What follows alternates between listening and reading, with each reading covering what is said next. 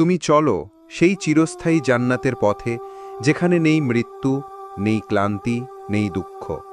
সেখানে অপেক্ষা করছে চিরন্তন সুখ, যেখানে যা চাও তাই পাবে, যা বলবে সঙ্গে সঙ্গেই তা পূর্ণ হবে।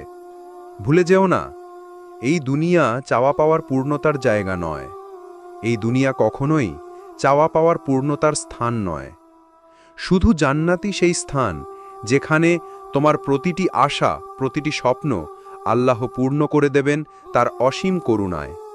সেখানে থাকবে চিরতরুণ সেবকগণ, চিরযৌবনা সঙ্গিনীগণ, রসালো ফল, উৎকৃষ্ট গোস্ত, দুধ, মধু ও সুগন্ধি শরবতের নহর, অপূর্ব বাসস্থান, নরম বিছানা, চিরবিশ্রাম, চিরযৌবন, চিরসুখ।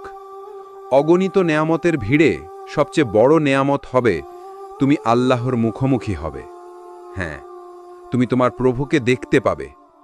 এটুকুই কি তোমার মনে আগুন জ্বালাতে যথেষ্ট নয়? জেনে রাখো, জান্নাতে যে ব্যক্তির মর্যাদা সবচেয়ে কম, তাকেও এমন জান্নাত দেওয়া হবে যা এই দুনিয়ার 10 গুণ বড়। তাই বলছি, হে মুসলিম ভাই, আল্লাহ তোমার প্রতি রহম করুন। এই বার্তাটি যখন তোমার কাছে পৌঁছাবে, আশা করি এটি হবে তোমার জীবনের পরিবর্তনের সূচনা। এটিকে সাধারণ কোনো চিঠি ভাবো না, সতর্ক বার্তা বলে উড়িয়ে দিও না।